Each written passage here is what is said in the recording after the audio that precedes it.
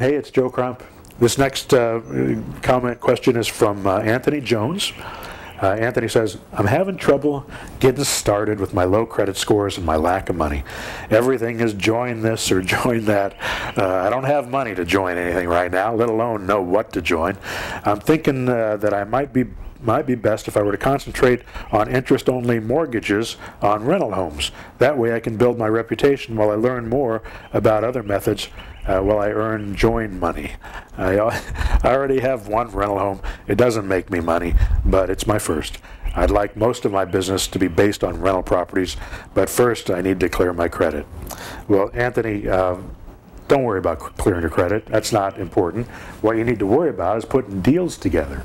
If you put deals together, you're going to make money. And if you put deals together the way I'm teaching, without credit and without down payment, you're going to be a lot better off. Let me just give you an example of a zero-down structure so that you can kind of understand what I'm talking about here. Subject to. This is a pretty easy structure to understand. Let's say I'm going to take the property subject to the existing loan. And what this means is, let's say we've got a property, and I'm going to use a value of $100,000 because it's just a round figure. Let's say I've got a property that's worth $100,000. It's got a mortgage on it of $90,000, and they have to pay $750 a month for this mortgage. Now, if they go to a real estate agent and try to sell that property, it's probably going to cost them money to sell that property because they're going to pay the real estate agent, they're going to have to come down on their price. At the best, they're going to break even. At the worst, they won't ever sell it at that price. It also is going to take them a long time to move it, whereas you can take that property almost immediately, if not right then and there, depending on your situation. What you can do for them is take the property over subject to the existing loan. You're not going to give them any money. You're not going to give them any of their equity. They don't have any equity. That $10,000 there isn't real equity because they would lose that in negotiating when selling their property and paying a real estate agent to sell it. They also know that they know that when you break that down for them. And if they need to move that property quickly, they're going to be more motivated to make this happen. What they're going to do is deed you the property. So you take the deed to the property. Now you are the owner of the property. You have to pay off this loan, and the loan is not in your name. You didn't qualify for the loan. They're still on the hook for the loan. If you don't make the payments on it, their credit's going to be damaged. So you're going to want to do the best you can for them. But you're also going to make them aware of the fact of what you're doing, how you're doing it, what their risks are. You give them the disclosure that I give you in my safety net method program, which is part of the push button method package that I've got. That's at pushbuttonmethod.com if you're interested.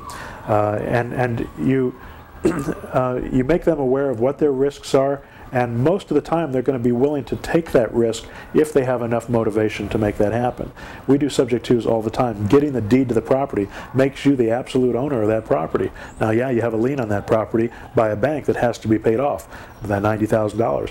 But if I went tomorrow and sold that property on a lease with an option to buy to a new investor for $900 a month, now I've got $150 a month cash flow, and in 1 year when the lease option is exercised, I'll make $20,000 on that property. And I'm going to charge them money up front for a lease option fee. So let's look at this. So if we sell it for $110,000, we charge them a $5,000 lease option fee. Now they still owe me $105,000. They're going to make payments to $900 a month on and I have to make payments of $750 a month. So I'm going to make $150 a month on this property. They're responsible for taking care of the property. Any maintenance issues, any of those types of things, we write it into the contract that the new buyer is responsible for those things. So I've made $5,000 up front. I'm making $150 a month over the year period. I'm getting tax depreciation off of my income on that property. So on that $90,000 purchase price, I'm able to deduct that, and you have to break it down over 27.5 years. But then you can deduct that that amount, divided by 27.5, that 90,000 divided by 27.5, and whatever that figure is, about $3,000, $3,500, somewhere in that, you can deduct from your taxable income. So if you made $10,000 that year, you can deduct the $3,500 from it. Now you only made $6,500 that year in taxable income, which means in reality, if you're paying a 35% tax bracket, you're saving about $1,200, $1,500 for doing nothing. That's just by owning that property, just by owning that $100,000 worth of property. you're getting a tax benefit making $1,000. You're also going to make $15,000 when that person exercises the option. So, and then what happens if they don't exercise the option? Then you can go out and sell it to another lease option buyer and do the same thing over again, make another $5,000. If the value has appreciated since then, you can raise the price and you can sell it for even more. Now, why did I sell it for 110 when the value is only 100? It's because you're selling it on terms, and typically you can get an 8 to 10% premium on a property depending on the price. The higher the price, the little less premium you're going to get. But on this price range of property, you're going to get about a 10% premium by selling that property on terms. So it's great all the way around. Now, what's the worst case scenario in a deal like this? Let's say that the buyer who buys that property from you walks away from the deal and you can't find another investor. That means you have to make these payments, right? No, it means you have to decide whether or not you're going to make the payments. If you make the payments, you're going to protect your seller. And you're trying to protect your seller. You're trying to do your best by them. But you've also made them aware of that this might happen. And if it does, what's going to happen to them? Their credit's going to be trashed, and their property's going to go into foreclosure. It's not going to damage you. But you're going to try to protect them. So you're going to go out there and find another investor for that property, or another buyer for that property. That buyer is going to give you another $5,000.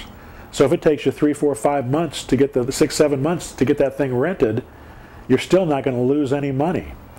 If you sell, it's actually having a property, having somebody default and have to get rid of them and get another person in there with another lease option fee is one of the best things that can happen to you. You don't want that to happen to the buyers, but it's not a bad thing to happen to you financially. So your risk is very low in a deal like this. And these deals you can do all day long. There's lots of them out there. So anyway, don't be discouraged by the fact that you have bad credit, by the fact that you don't have money for down payment, that you don't have investors to work with.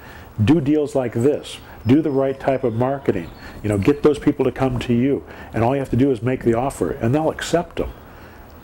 Good luck.